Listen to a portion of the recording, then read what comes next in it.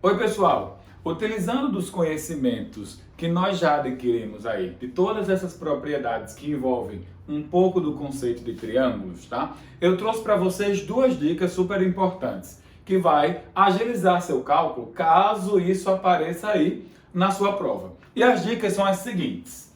Imaginemos que você tem duas alturas, H1 e H2, né? E aí, lembrando, se são alturas, é perpendicular ao solo, a referência. De tal maneira que você pegue o pé de uma delas, tá? E vá até o topo da outra, e vice-versa. Perceba que quando você faz isto, essas retas que você, na verdade, esses segmentos que você construiu, né? Formou um ponto de encontro P. Tá? Formou um ponto de encontro P. Então, existe uma maneira bem tranquila de você encontrar exatamente esta altura do ponto P em relação a este solo de referência. E é isso que eu vou te mostrar agora. Primeiro, perceba o seguinte, né? Olhe para o seguinte triângulo, o triângulo A, B, C. Olhou? Ele é retângulo aqui, com esse ângulo alfa bem aqui, ok? Esse ângulo alfa aqui. Agora, olhe para o seguinte triângulo, P, H, B. Ele também é retângulo aqui, tá? E com o mesmo ângulo alfa aqui. Logo, esses dois triângulos, eles são semelhantes. Ok? Então, você consegue fazer uma relação de semelhança entre este triângulo aqui, ó, roxo, ok? E este triângulozinho aqui, preto. Estou marcando aqui. É esse que eu estou marcando agora, que eu estou destacando.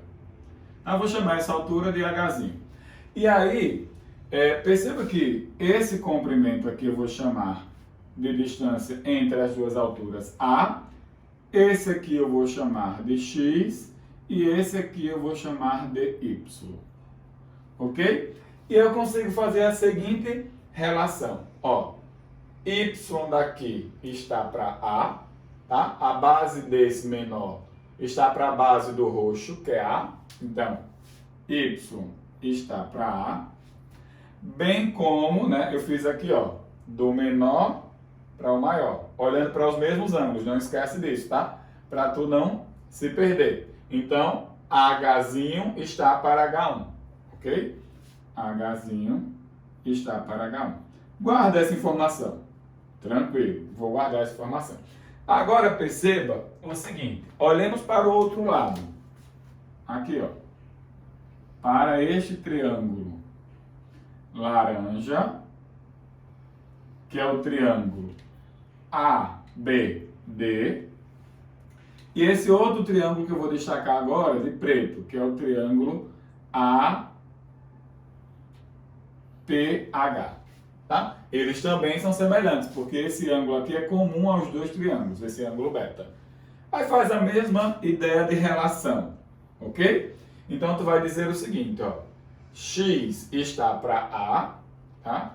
X está para A, assim como, tá, fez aqui do menor para o maior, olhando, tomando cuidado com os ângulos, então Hzinho está para H2, tá?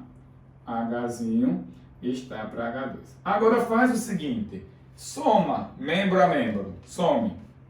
Vamos somar aqui membro a membro, tá? Esse membro com esse membro. Como aqui ela tem denominadores iguais, eu posso repetir o denominador e somar os numeradores, x mais y.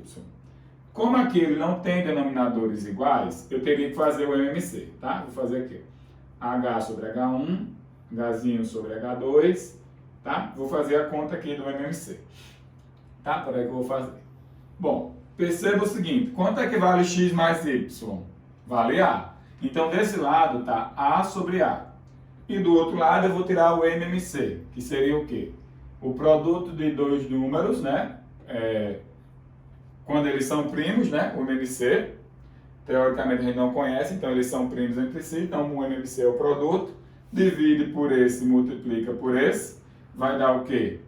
Hzinho vezes H2, mais divide por esse, multiplica por esse, vai dar Hzinho vezes H1.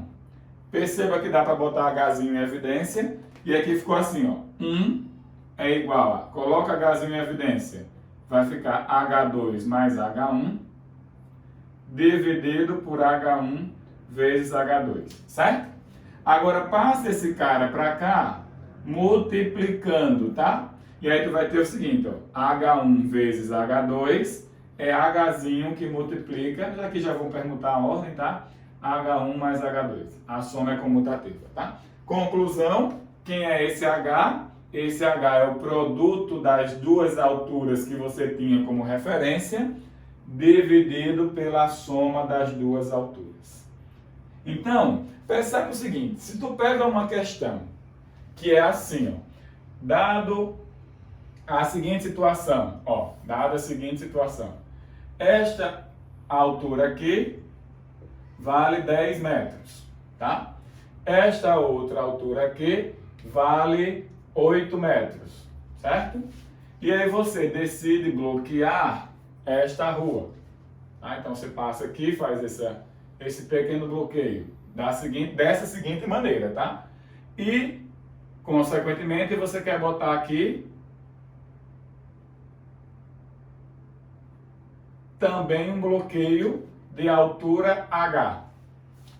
Quando tu sabe desta propriedade, isso aí tu faz em 1 segundo, né? Ou seja, quem é essa altura? Essa altura nada mais é do que 10 vezes 8 dividido por 10 mais 8, né? Aí, essa altura nada mais é do que 80 dividido por 18. Né? Faz aqui a simplificação, que é 40 por 9, né? Transforma aqui em número misto. Em número misto isso aqui daria 4,36, né? 36 para 40 falta 4, então isso aqui é 4,444, né? Se eu tenho um denominador 9 e apenas um algarismo em cima, isso é uma dízima periódica. Então isso aqui é aproximadamente 4,4 metros, né? Seria a altura aí desta parte que você iria bloquear também, tá? Mas perceba que você ganha uma facilidade bem grande quando você sabe dessa dica. Uma outra dica que eu vou te dar é a seguinte, tá? Imagine que você tem uma circunferência, tá? Você tem uma circunferência e a ela você tenha duas retas tangentes à circunferência, então tem que ter um ponto comum, se encontrando em um ponto qualquer P, tá? E aí, antes de nós chegarmos aí na conclusão, você precisa saber dessa propriedade aqui, ó. Se você tem uma reta tangente a uma circunferência, essa reta ela é obrigatoriamente perpendicular ao raio neste ponto de tangência. Tá? Ela é obrigatoriamente perpendicular ao raio neste ponto de tangência.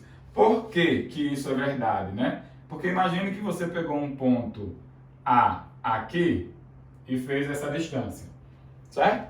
Agora, se você pegasse o simétrico de A do outro lado, a linha, teoricamente você teria essas distâncias iguais, ok? E onde é que cairia, né? Aí você teria um triângulo isósceles. Onde é que cairia a altura? No ponto médio, tá? No ponto médio disso. Então isso é sempre verdadeiro, só que a altura é sempre perpendicular, né? Lembrando que, neste caso aqui, né, você traçaria a altura, que nesse momento cairia no ponto médio, porque coincidiria com a mediatriz, né? Isso sempre acontece num triângulo isósceles, né, para aquele lado que não é congruente aos outros dois, ok? Então, isso é uma propriedade importante, né? Toda reta tangente a uma circunferência é perpendicular ao raio dessa circunferência no ponto de tangência, tá? Então, uma coisa você já sabe, ó. Daqui para cá é um raio, sim? Daqui para cá é um raio. Daqui para cá também é um raio. E ainda mais, aqui são quem? Os pontos de tangência. Logo, aqui tem um ângulo de 90 graus e aqui tem um ângulo de 90 graus, porque aí estão os meus pontos de tangência. Tranquilo? Por causa daquela propriedade que eu te mostrei ali embaixo. Ok. Só que tu aprendeu uma coisa que diz assim: o lugar geométrico de todos os pontos que equidistam dos lados de uma abertura, porque concorda que isso aqui é uma abertura? O lugar geométrico de todos os pontos que equidistam, ou seja, tem a mesma distância dos lados de uma abertura, é a bissetriz. Tá? Por isso que é muito importante você saber as propriedades dos lugares geométricos. Então, a bissetriz, sem dúvida, ela passa aqui, ó. Sem dúvida. Tá? Então, aqui é a bissetriz. Logo, olha mesmo, você montou dois triângulos, tá? O triângulo, teoricamente, que eu vou botar aqui de roxo, que é este aqui. Tá? Esse triângulozinho aqui, que eu vou colocar ele aqui de roxo. Tá? E o triângulo laranja, que eu vou colocar ele aqui. Só que analisa aqui comigo, né? Esse ângulo e esse são iguais, esse e esse são iguais, que eu vou chamar de alfa e de alfa, por causa daquela explicação que eu te dei, né? Que esse segmento aqui de reta PO é bissetriz, certo? Consequentemente, né? Esse ângulo, que eu vou chamar aqui de beta, é igual a este ângulo aqui, ok? Tranquilo? Logo, tu tem um caso de congruência de triângulos. Olha aqui, ó. Lado, ângulo, lado, porque esse lado é comum aos dois. Lado, ângulo, lado. O que é que tu descobre? Que esses dois triângulos são congruentes. Vamos nomear? PAO, PBO. Então, o triângulo PAO é congruente do triângulo PBO. Logo, se eles são congruentes, o que é que tu descobre? Isso implica dizer que o segmento PA, que é o comprimento do ponto de interseção das duas retas até o ponto de tangência, é igual ao segmento PB, que também é o comprimento do ponto de tangência das retas até o ponto, ponto de encontro das retas até o ponto de tangência da circunferência com a outra reta. Ou seja, a partir de agora, tu vai saber sempre o seguinte: formou um chapeuzinho de aniversário, né? Formou um chapeuzinho de aniversário, logo, sempre você terá certeza que esse comprimento daqui é igual a este comprimento daqui. Sempre. Tá? Tá aí demonstrado por quê. Vou trazer um exemplo bem interessante disto aí. Tá? Imagine o seguinte, ó. Imagine que você tem a seguinte situação. Dada a circunferência, esse cara aqui mede 20 metros. Bom, eu já não preciso informar esse, porque quando eu informo esse, automaticamente eu já informei esse, né? Só que agora eu vou dificultar um pouco e eu vou construir um triângulo assim, ó. Certo? Eu vou construir o triângulo CD. Tá? Só para não confundir, eu vou botar aqui daqui para cá é 20, né? Metros. Minha pergunta é: quanto vale o perímetro do triângulo PCD? Tá? Esta é a minha pergunta. Bom, com essa propriedade tu responde essa questão em dois tempos. Por quê? A primeira coisa que eu sei, isso aqui vale 20 e é igual a isto aqui, né? Que também vale 20. Então, esses dois caras, eu já sei que eles valem 20 metros. Só que eu também sei de outra coisa. Ó, esse comprimento aqui, é igual a este comprimento aqui, porque formou um chapeuzinho também, ó. Tá vendo? Então, se isso aqui vale x, esse aqui também vale x. Só que, consequentemente, se esse cara daqui vale x, esse pedaço que sobra aqui vale quanto? 20 menos x. Beleza? Tá? Porém, olha para cá. Se esse pedaço aqui vale y, esse pedaço também vale y. Novamente, porque formou um chapeuzinho, né? Então, esse cara é igual a este. E assim, esse outro pedaço aqui valeria quanto? 20 menos y. Veja, acredito que você já é capaz, né, de achar quem é o perímetro. Soma todos os lados. Só que se eu somar todos os lados, olha mesmo. 20 menos x, ok, vou somar agora, tá?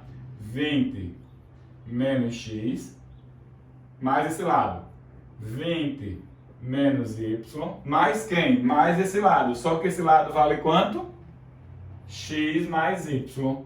Mas esse cara vai embora com esse e esse cara vai embora com esse. Então, isso daria 40 metros.